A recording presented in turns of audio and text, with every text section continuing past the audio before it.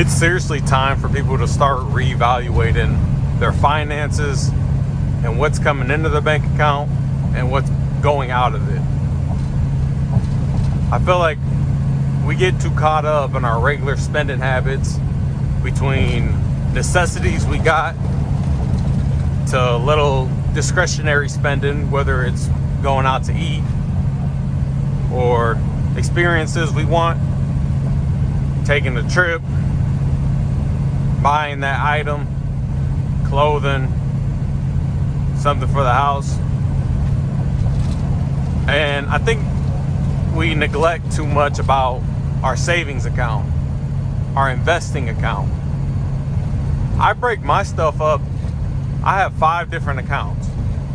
I got one where I got all my incoming money. I have different jobs. I send it through one account. Then from that total, I split it up into 4 different accounts. I got my living expense. I got my taxes expense. I have my investing expense as well as my saving expense. Now, living, I try to live super below my means. Almost live like to 20%. Like, that is seriously my goal. 20% of all the money I make in a month is spent on living.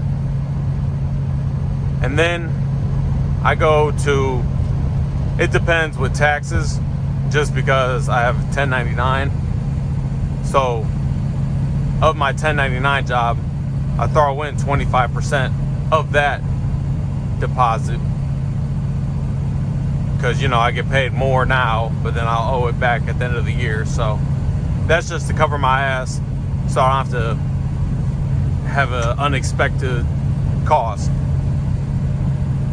But my 1099 is a part-time job versus my actual full-time stuff, so it ain't too much that's going in there. But then I have my investing account, and then I have a savings account. Now, the savings is more of a want, my want category. I only put, it's between 10 to 20%. It just varies by how much I'm trying to invest, to be honest. But putting 10 to 20% on a want,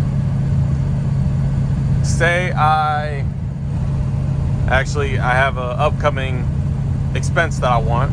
I want some new rollerblades. So that's about $200. I don't want to just go spending the money without even thinking about it. You know, whether it's on my credit card. I always pay my credit cards off. But if I'm not thinking about that money, I'll just keep on spending it. So if I have that money first, I set a goal. So I need $200 because I need them rollerblades. And I slowly start investing or placing my money into that category. As far as everything else, I try going 60 to 70% to investing. Now, it don't have to stay this way forever. And to be honest, I don't think it doesn't matter how old somebody is either. Because when you think about it, 60, 70%, yes, that is a lot.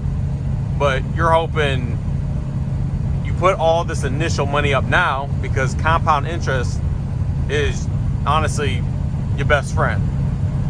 That's the thing that helps it, you know, ramp up on that exponential curve when it's growing. So you put that 60, 70%. I'm on a 5-year plan. Now, it don't matter if you starting off when you fresh out of high school, you 18 versus you 30. Hell, you could even be 50 years old or something, right? What I'm saying is, like, your age doesn't really matter. Like, anything in between. And set a clear plan for yourself. Me, I'm sacrificing 5 years. Now, I know, I mean, even somebody that sacrifices a year, I'm talking working as much as possible, barely going out. Like, you might go out maybe 2 times a month. I give you the one, right? Just as like a reset, but maybe 2 most. You do that for a whole year, like, you kind of set yourself up for your next 5 years. Same thing goes, you do that for 2 years. All right, you're gonna set yourself up for the next 10, about 5 to 10. Me, I'm thinking long term. I'm thinking, I want to get so much money off like dividend income, because right now I'm invested heavily into crypto, which will eventually, grow so much. I'm going to be selling near the tops later this year, early next year, and I'm going to be rolling into stocks that pay dividends. So one, I'm owning a stock which value is going to increase over time, as well as that dividend that's going to grow so much to, for now, maybe like next 5 years, I'll probably just roll the dividend back into buying that stock and let it keep growing and growing to the point to the dividend is so much. Well, now I can start kind of living off of it, and then that'll kind of take me more off of having to stay at my job.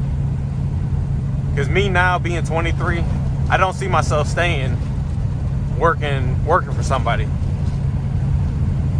Honestly, I don't see it past 10 years. Worst case. I'm definitely not going to be in my 40s working for somebody else. But I think people, before they get ahead of themselves and start investing, you gotta seriously save up money for rainy days. Because seriously, the sun does not shine forever. And it's not, you truly don't appreciate the sun until you get those rainy days.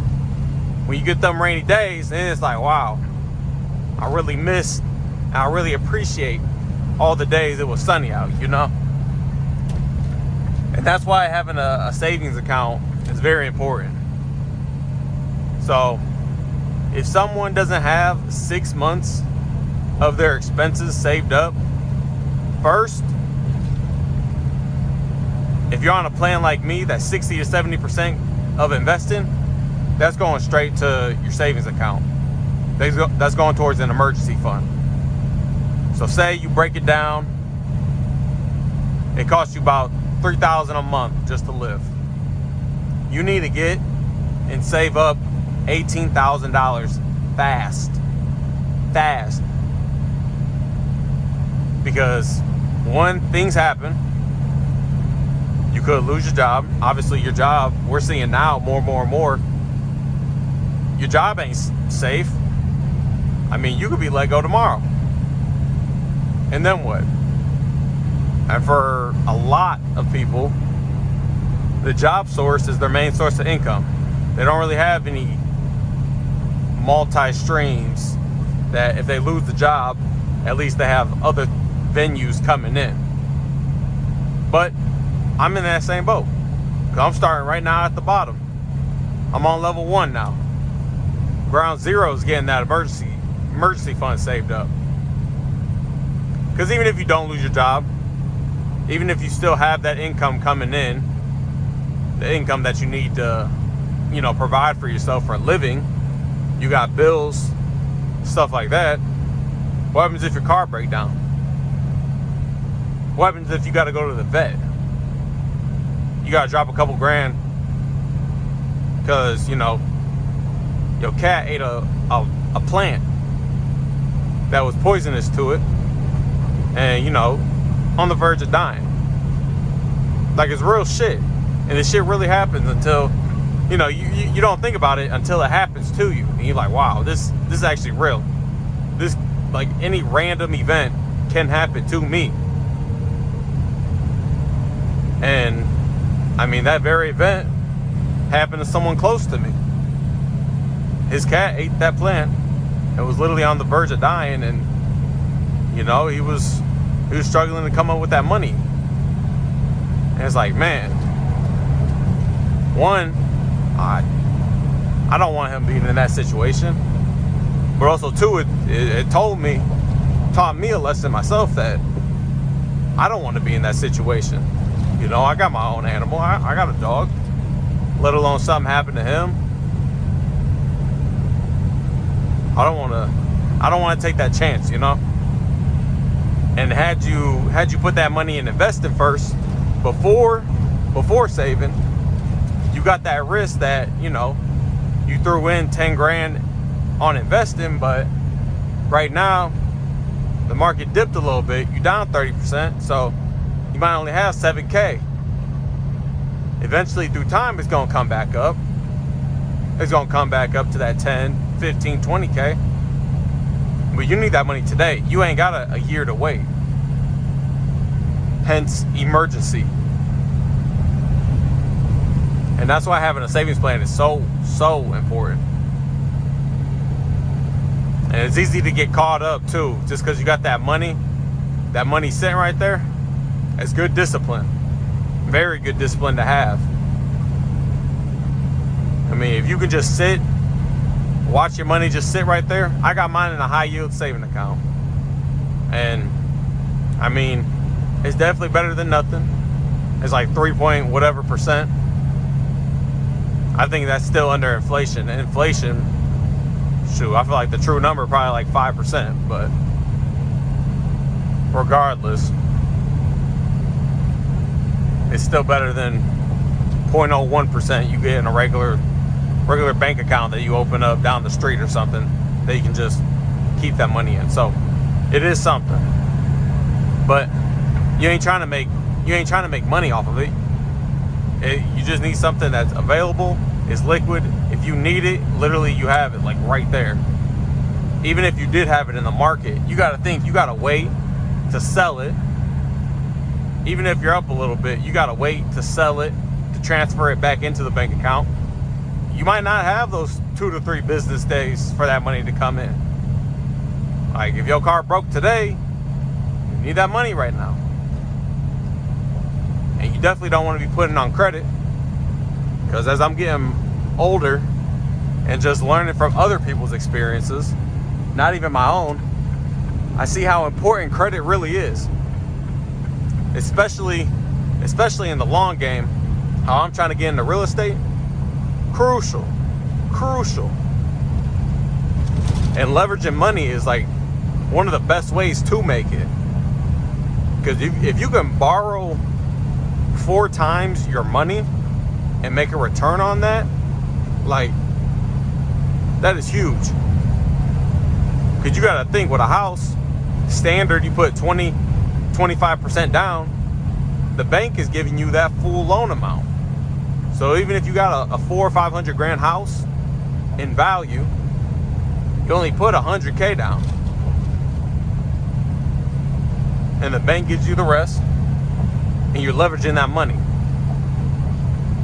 So cannot afford to have a bad credit score. Always pay it off.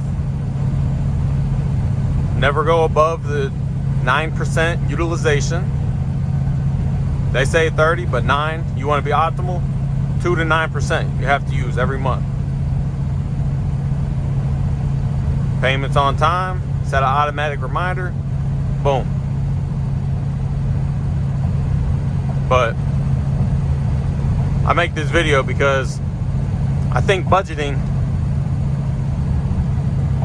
is something that a lot of people don't even take into consideration. Now, I know now they have apps and stuff like that. I know the one app, I don't even think the one app works anymore, where they had the Mint.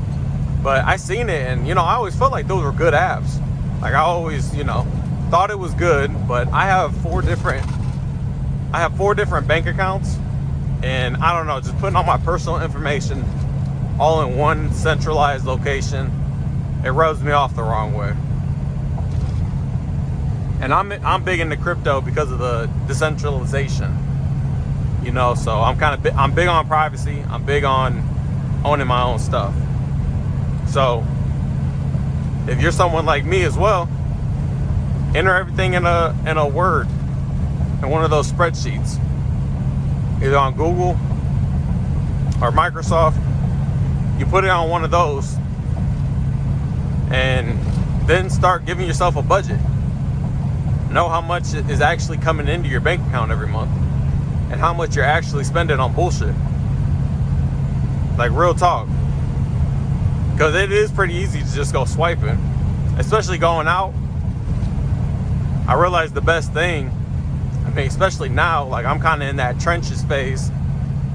You know, if life is like building a house, first you start with that trench. You got to build them trenches out in order to put the foundation down. I'm in the trenches trying to work as much as I can, save as much as I can, and not really spend as much as I can. So it definitely helps when you're in the trenches. You get a job working the weekends. One, you're making money, right? Even if it's not too much, little part-time gig, you're making money. But then also two, you're not out spending the money. So it's a double win. It's a double win in that area. And so that's kind of what I'm doing now. And it helps me invest more to where I can get to a point to where I get a big amount, and then I can start getting that passive income, more like living expense wise, because that's where the real opportunity is. And that to me is my foundation. Then everything after is like whatever, because I can start whatever business I want. It could fail, but I still got my dividends coming in. I still got that. My basic needs are still gonna be all right. So say this as a reminder. As a matter of fact, I haven't even checked up on mine in a minute, so I'm about to go do that today. Because it is easy when you're going out and stuff, like a couple different restaurants, bars, entertainment. Like, you think it's nothing spending $30-$40, but you're doing that 4, 5, 6 times. Like, that stuff's adding up. It's adding up. So look at your finances. That's all I got.